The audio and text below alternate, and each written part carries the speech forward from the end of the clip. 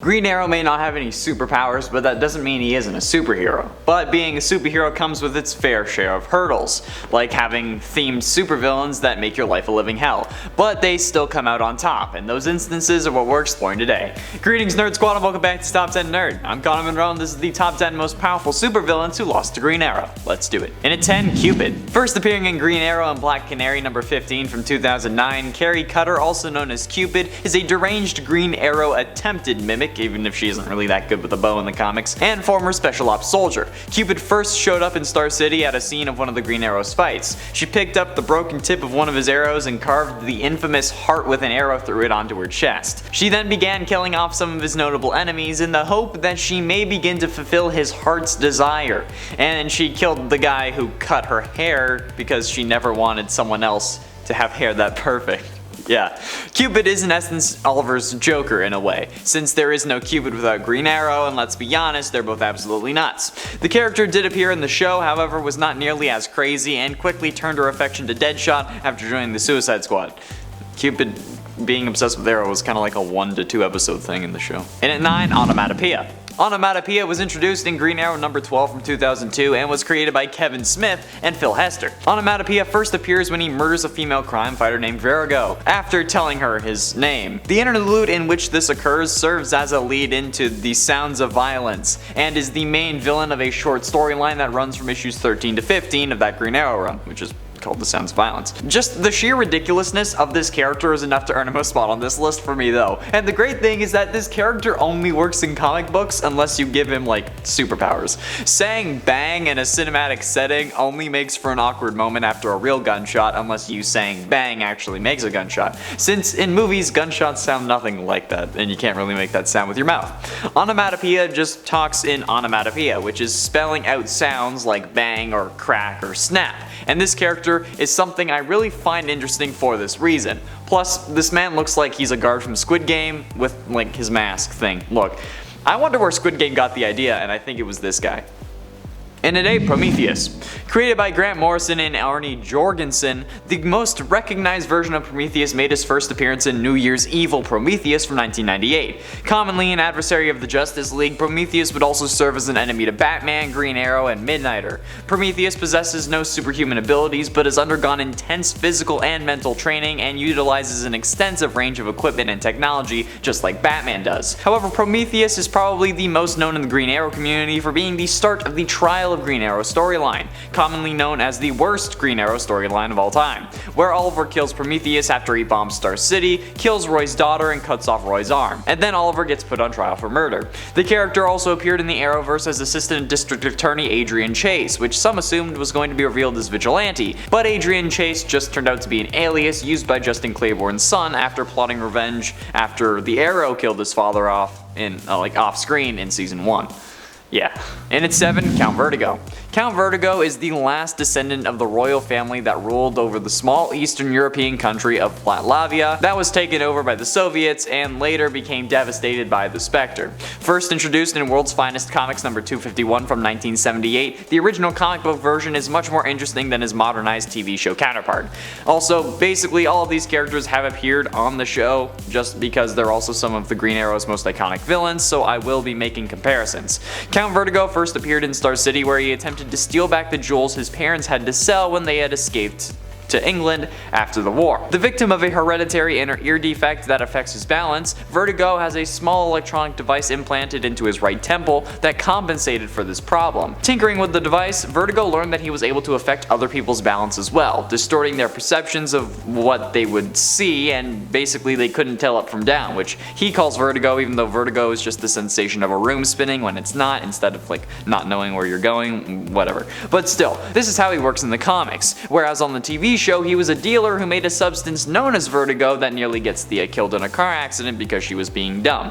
Yet even though he's killed off in season 2, vertigo as a substance remains present throughout the rest of the show. I think it made its final appearance in season 6 though. but I'm not sure. And at 6, Constantine Drakon. First appearing in Green Arrow Volume 3, number 27 in 2003, Constantine Drakon is a short guy, much like myself prior to grade 11. As a child, he was teased for this by other children, but once he started killing people at the age of 10, he found that he was no longer sensitive about his stature, which I guess is understandable, because like, why would you care if you're being made fun of if you could just kill them, right? I mean, it solves the problem. But when troll-like monsters began to terrorize the Elvast Corporation's construction sites, the company hired Drakon to take care of it. However, he ran into the Green Arrow, who was also investigating the monsters. Drakon was able to defeat Oliver, however he didn't kill him because he wasn't getting paid enough yet. He then seemed to act as if he was on retainer for Elvast, killing Black Lightning's niece because she discovered information that proved the troll monsters were actually created by Elvast through an imperfect vaccine side effect. Oh god, I can hear the comments now. In the TV show, Drakon was Adam Hunt's head of security, and later on an assassin version of the character popped up played by a different actor. That was in season 3, and they thought that he had killed Sarah Lance, but I don't know if they intended for that to be the same character. On the wikis, they're like kind of interchangeable. It depends on who you ask. Halfway through into number 5, Brick. Brick is certainly an interesting guy. Daniel Brickwell was originally a low-level henchman or enforcer for various mobsters in Star City, and also ran his own street gang. However, he had a brilliant criminal mind and higher aspirations to go with it. We love a dreamer. In the wake of a demonic attack against Star City, he began to expand his gang's criminal activities, particularly illicit substances sales, and push them into areas left vacant by other criminal organizations. However, this guy also has a power, first being introduced in Green Arrow Volume 3, number 40 from 2004, Brick is literally made of brick. In essence, the DC version of the Thing, but a bad guy. Which is a stark counter to his Arrowverse counterpart, who was just a mob boss introduced in season 3, even though metahumans were introduced into the Arrowverse that season as well, because Flash season 1 had started at that point. They could have just put him in Star City and made him a brick, but oh well.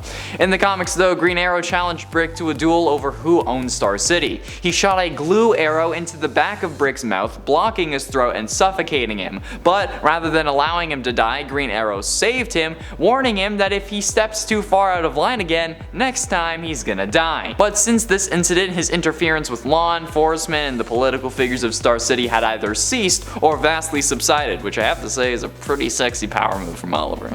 And at 4, Merlyn. Long before becoming the vigilante Green Arrow, Oliver Queen was inspired to take up archery after hearing of the exploits of Arthur King, otherwise known as Merlyn the Magician, a master archer with acute accuracy. Years later, Merlyn challenged the Green Arrow to a public archery duel and defeated Oliver.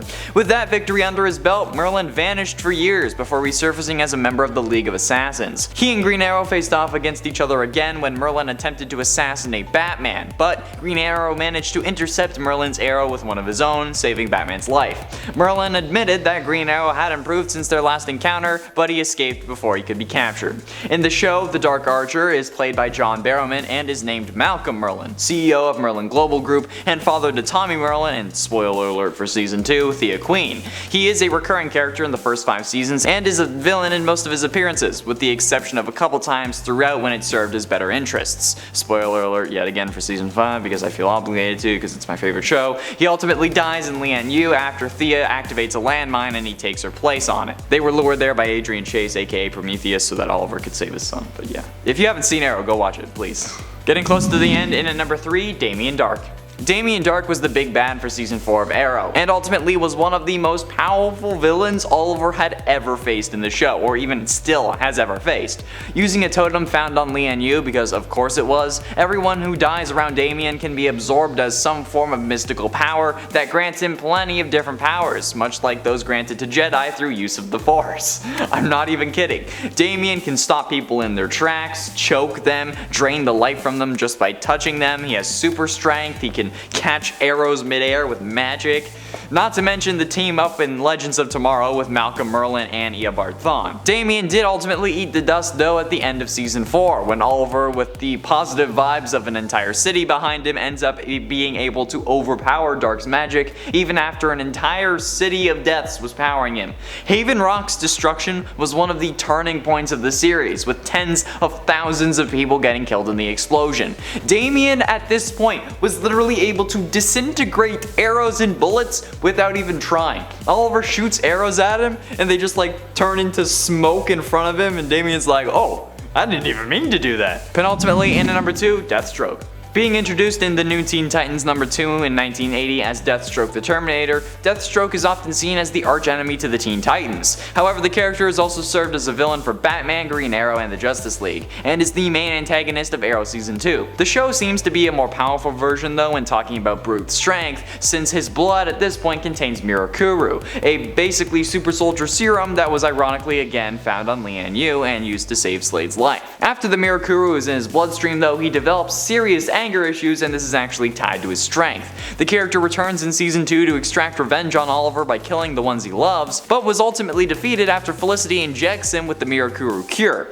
The character then regains possession of all his marbles and helps Oliver in the Season 5 finale, as well as having his own arc to find his son in Season 6. Oliver helps Slade do this though, even though Slade killed Oliver's mother in the Season 2 episode Seeing Red, but using a deleted scene from Season 2, Oliver saves his mother in the post-crisis timeline that he creates, which is honestly something that I can respect. If you're recreating the universe, or the multiverse even, you might as well resurrect your dead friends and family, if you can. Finally, in at number 1, the Anti-Monitor. This is a show exclusive as far as I'm aware, since this played out totally differently in the comics. However, in the Arrowverse Crisis on Infinite Earths crossover event, Oliver dies while trying to save as many people from Earth 38 as possible, resulting in over 3 billion lives being saved while he held off the Shadow Demons. Later on though, Oliver, instead of being resurrected by the Lazarus Pit and having his soul restored to his body, ends up becoming the Spectre, a pseudo-god in the DC universe, and the catalyst to restoring the multiverse in this crossover. This also comes with a wicked set of powers, but nonetheless in a one-on-one fight Oliver both held his own and beat the Anti-Monitor head to head, which is freaking nuts. This man had literally wiped out the multiverse, and yet here we are with a new set of Earths because Oliver, with the help of the Paragons, willed it so. The battle was wicked, the death was heartbreaking, yet either way Oliver managed to defeat what was in essence a god, the god of the antimatter universe certainly, and gain some sweet powers to boot.